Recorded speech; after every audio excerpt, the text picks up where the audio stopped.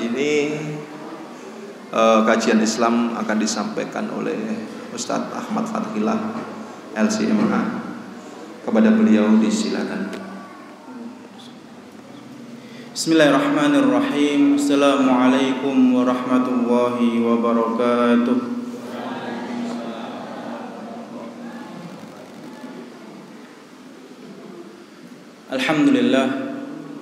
Alhamdulillahilladzi anzala ala 'abdihil kitaba wa lam yaj'al lahu 'iwaja qayyiman liyundhira ba'san shadidan min ladunhu. Ahmaduhu subhanahu wa ta'ala hamdan katsiran thayyiban mubarakan fih kama yuhibbu rabbuna wa yardah. Wa usalli wa usallim ala habibina al-mustafa wa rasul mustaba wa khairil anami wal wara Muhammad ibni Abdillah. Rabbi shrah li sadri wa yassir li amri wahlul 'uqdatam min lisani yafqahu qawli, amma ba'd. Bapak dan Ibu jamaah pengajian Masjid Al-Muhajirin yang dirahmati oleh Allah, bersyukur kepada Allah Subhanahu wa ta'ala.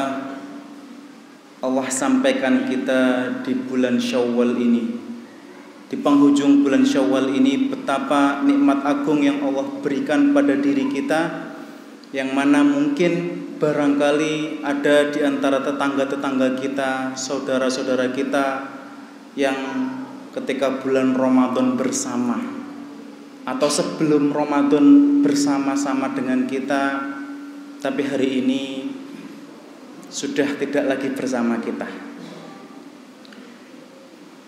Maka bulan Syawal ini bulan yang berkah, banyak keutamaan di dalamnya, dan diyakini sebagai bulan kemenangan, bulan fitrah, di mana setelah 30 hari berjibaku dengan bulan Ramadan, maka kita bergelar orang-orang yang fitrah, seperti yang disampaikan oleh baginda Rasulullah SAW, man shoma ramadhana imanan wahtisaban ghufira lahu ma taqaddama min dhanbi. Barang siapa yang berpuasa, barang siapa yang mendirikan sholat, barang siapa mengerjakan ibadah di bulan Ramadan, maka Allah Subhanahu wa ta'ala akan ampuni segala dosanya yang telah berlalu dan yang akan datang. Betapa nikmat orang-orang yang mendapatkan kemuliaan peleburan dosa ini. Tapi apa yakin kita itu betul-betul sudah fitrah? Apa kita itu betul-betul memang sudah tidak punya dosa? Secara zahir hadis, Pak, kalau seandainya kita melihat hadis ini, hadis Rasulullah, hadis sahih di Bukhari dan Muslim, barang siapa yang berpuasa penuh 30 hari karena Allah, karena pengharapan, karena iman, maka janjinya diampuni dosa yang sebelumnya dan yang akan datang. Seakan-akan tidak punya dosa. Tapi kita pastikan, apa betul-betul hadis ini berlaku untuk kita? Mungkin secara hablum minallah, mungkin iya. Maka dalam keterangannya hadis ini adalah dosa yang dihapus, dosa-dosa kecil. Akan tapi dosa-dosa besar seperti syirik, durhaka, dan lain sebagainya yang besar itu kita harus bertobat dulu. Kalau kita kita tidak pernah syirik, Ustaz, kita tidak pernah durhaka sama orang tua, Ustaz, kita tidak pernah menghardik anak yatim, Ustaz, apakah bisa dipastikan juga kalau kita ini betul-betul fitrah, Pak? Belum tentu. Mungkin hablum minallahnya iya, tapi hablum minannasnya, apa iya kita tidak punya dosa sama orang? Maka saya ingin mengajak jenengan untuk mentadaburi satu hadis sebelum kita mulai, Pak. Niki mumpung Syawal, Pak. Meskipun rada mburi tapi masih Syawal kita ini. Saya mengajak merenungi satu hadis Rasulullah. Hadis ini sahih. Suatu ketika Rasulullah pernah bertanya kepada para sahabat. Ya sama semacam ini ketika ada gerombolan sahabat Rasulullah bertanya kepada sahabat, atadruna manil muflis? Wahai sahabatku, apakah kalian tahu apa yang disebut orang bangkrut itu? Kalau seandainya kita itu bayangkan bangkrut itu Pak, mungkin kita bisa menilai, tetangga kita dulu itu cekelane Innova, saiki kok Honda Astrea. Mungkin tetangga kita dulu itu rumahnya lantai 3, kok saiki kok ngontrak tetangga. Kita orang bangkrut mungkin bayangan kita seperti dulu sukses, punya sawah banyak, lah sekarang kok enggak punya apa-apa. Mungkin bangkrut bayangan kita seperti itu Pak. Dan ketika Rasulullah bertanya kepada sahabat, atadruna manil muflis, tahu enggak sih orang bangkrut itu ya apa? Kemudian para sahabat menjawab dengan jawaban yang hampir sama dengan kita Pak. 1400 tahun yang lalu ketika Rasulullah bertanya ini, sahabat pun menjawab dengan jawaban yang sama. Al-muflisu fina man la dirham lahu wala mata'. Orang yang bangkrut itu orang yang enggak punya dirham. Jangankan dinar Pak, jangankan emas, perak saja enggak punya. Wala mata', dan enggak punya aset, enggak punya rumah, enggak punya kebun, enggak punya unta. Jangankan emas, ya, dirham saja enggak punya. Itu jawaban sahabat Pak, dan itu mirip dengan jawaban kita sekarang. Tapi Rasulullah meluruskan yang semoga hari ini kita merenungi hadis ini, dan semoga dari renungan ini kita ada eksekusi daripada bagaimana mengamalkan hadis ini. Kemudian Rasulullah beliau melanjutkan, al-muflisu huwa man ya'ti yaumal qiyamah bi ajri sholatin wa zakatin wa siyamin. Orang yang bangkrut itu nanti di hari kiamat Pak. Perspektif Rasulullah jauh ke depan, mengajak kita bagaimana berpikir hanya bukan sekedar materi dunia saja Pak, tapi ke depan. Mengajak kita berpikir sesuatu yang tidak mungkin kita tidak pikirkan. Dan Rasulullah itu, pemimpin itu harus menunjukkan itu loh tujuan kamu ke sana. Kalau pemimpin tuh ublek-ublek, ya, ada kepala SMP, SMA mungkin ublek-ublek dengan masalah, itu tidak akan maju sekolahnya. Kalau itu sekolah, pemimpin sekolah. Kalau itu pemimpin desa, mungkin ada Pak Kepala Desa, mboten enten nggih.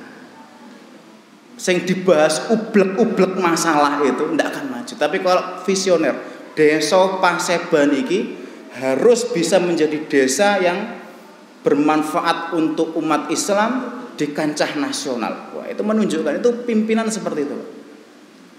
Dan Rasulullah seperti itu. Orang yang bangkrut itu katanya Rasulullah, yang datang di hari kiamat nanti dengan banyak pahala sholat. Selama dia balik sampai dia meninggal mungkin puluhan tahun, dia membawa pahala sholatnya kepada Allah. Dengan pedenya dia. Wa ya'ti bi ajri siyamin, dan membawa pahala puasanya Pak. Selama puluhan tahun dia berpuasa, dibawa kepada Allah, ya Allah ini pahala saya. Wa ya'ti bi ajri zakatin, dan membawa kepada Allah dengan pahala zakatnya yang luar biasa. Jadi ini gambaran persis ketika bulan Ramadan Pak. Kita merasa puasa wis nggetu, sedekah wis pol-polan, jamaah ndak pernah telat. Itu gambaran Ramadan kita seperti itu. Kita pede Pak dengan Ramadan kita. Baca Quran 1 juz, minimal 1 juz, bahkan ada yang 2 juz per hari. Itu kita akan seperti itu.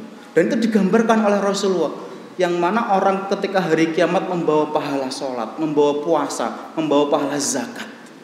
Akan tetapi Pak, di samping dia membawa pahala-pahala tersebut, wa ya'ti bidzanbin wa syatama hada wa qadhafa hada wa akhadha mala hada wa safaka dami hada. Akan tetapi di samping dia membawa pahala-pahala yang bergunung tadi itu Pak, dia ada satu dosa kecil Pak, yang mana dia itu mudah-mudah menjatuhkan harga diri saudaranya, mudah-mudah ngerasani tonggonya, mudah-mudah untuk mengatakan jelek saudaranya. Wa qadzafa, mudah-mudah untuk menuduh hal-hal yang belum terbukti kepada saudaranya, tuduhan palsu. Wa akhadha mala hadza, atau bahkan mengambil harta yang bukan hartanya, kemudian dia dengan pedenya memakan, memasukkan kepada keluarganya tanpa dia peduli harta ini hal apa haram. Ngomong-ngomong soal harta yang bukan haknya, mungkin di antara kita familiar dengan kisah selilit kiai, Pak. Pernah dengar nggih? Selilit kiai, pernah dengar kisahnya selilit kiai, Pak? Pernah dengar mboten? Pernah mboten kula ceritaken? Hah? Napa? Dereng, Pak nggih. Dereng. Lho cerita-cerita masyhur, Pak. Cerita terkenal. Di suatu tempat itu ada seorang kiai, Pak. Kiai niki non sewu. Wis luar biasa, ahli ibadah. Ahli ibadah, ahli sedekah, ahli ilmu, Masya Allah. Wis luar biasa, pol sudah. Ibarat kita itu sudah pol-polan ini wong, bahasane wong iki mlebu surga pasti wong. Kemudian suatu ketika beliau diundang dalam sebuah acara kenduren. Biasa kiaian diundang kenduren Pak ya. Sarung-sarungan ya, kelambi putih biasanya. Jadi biasa kalau kiai kampung diundang kenduren datang seperti itu. Kemudian singkatnya tidak ada yang aneh. Datang ke kenduren tersebut ya dia mengisi tausiah di situ, yo mangan enak, mangan sate, jebret mulai nggawa berkata. Nggih sami. Loh, ternyata ketika setelah makan sate tadi itu, Pak, ada di giginya itu nyangkut, Pak. Bahasa kita selilitan. Ada daging yang nyangkut di giginya, kemudian merasa tidak nyaman. Aduh kok disogrok karo tangan gak iso, karo ilat yo gak iso. Sambil jalan pulang. Kok ketika jalan pulang itu ada rumah tetangganya itu ada pagar yang terbuat dari pring, Pak. Nah, ini singkat cerita dipuklek titik, Pak, cekrik titik, Pak. Mboten sedaya di pagere didamel di betos sedaya mboten, kedik mawon cekrik diambil sari daripada pring tadi itu. Buat apa, Pak? Nyogrok selilitnya tadi itu. Ya. Kemudian yang punya tadi itu ndak ikhlas. Singkat cerita, karena ini cerita dia dimimpi. Jadi sebelum meninggal dimimpi, kamu ndak husnul khotimah. Tuh kenapa?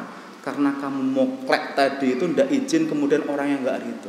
Sampai dia, ini alhamdulillah karena ini kiai husnul khotimah sehingga meninggalnya husnul khotimah. Tetapi sebelum meninggal itu dimimpeni, kowe engko mlebu neraka. Lho kenapa? Kowe biyen ki moklek tanggomu ya. Ndak izin, kemudian wonge gak rido. Mari ngono kowe mlebu neraka gara-gara pring sing mbok gawe selit tadi itu. Itu hal kecil, Pak, pring. Apalagi yang lebih dari pring. Ya, ini hal simpel. Ya. Hal simpel. Yang ini semoga kita tidak terjerat dengan ini.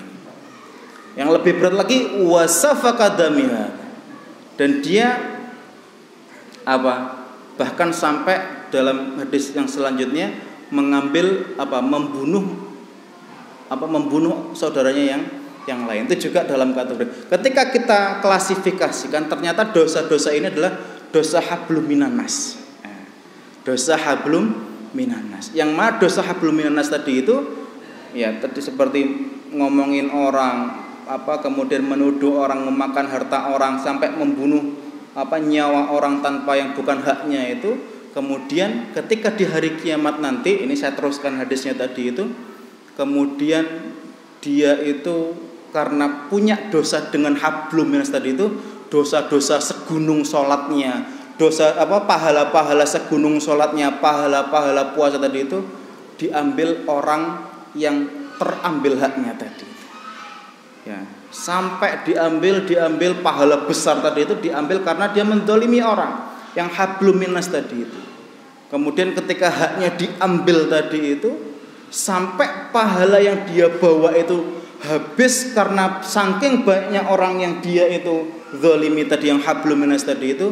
Kemudian dosa-dosa orang yang dia zalimi tadi itu tertransferlah kepada orang yang mendolimi tadi.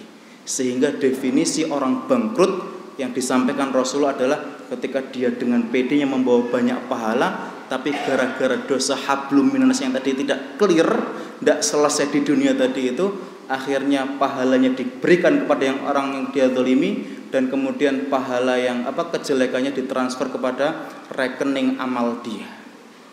Itu orang yang bangkrut, Pak.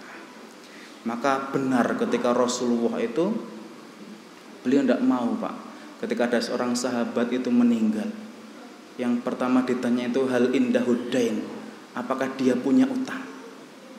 Kemudian salah seorang sahabat dekat yang mengatakan, "Na'am ya Rasulullah indahudain." Iya, dia punya utang Rasulullah. Kemudian Rasulullah berpaling dan tidak mau nyolati. Kalau seandainya Rasulullah ikut nyolatin orang yang meninggal di zaman sahabat, kira-kira diampuni napa mboten, Pak,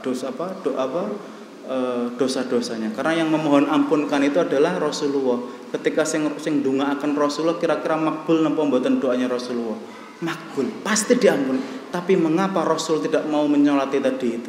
Enggak mau memohonkan ampun tadi? Karena enggak berguna, Pak.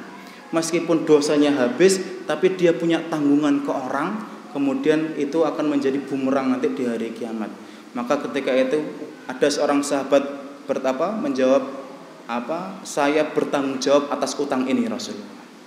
Kemudian ketika ada yang menjamin utang sahabat tadi, akhirnya Rasulullah mau menyolati, mendoakan, kemudian insya Allah sahabat tersebut dalam kategori husnul khatimah. Maka Pak, ini momentum yang baik, Pak.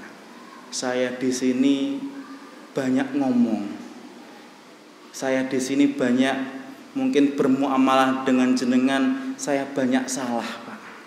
Ya, maka momentum sebelum kita mulai, saya mohon maaf, Pak, kalau selama ini banyak salah, mungkin sering telat, mungkin sering nopo dan lain sebagainya, yang itu kekhilafan saya pribadi. Semoga kita bisa saling memaafkan dan semoga kita dikategorikan sebagai hamba Allah yang husnul khotimah dan dikumpulkan ke dalam surganya, Pak. Amin amin ya robbal alamin.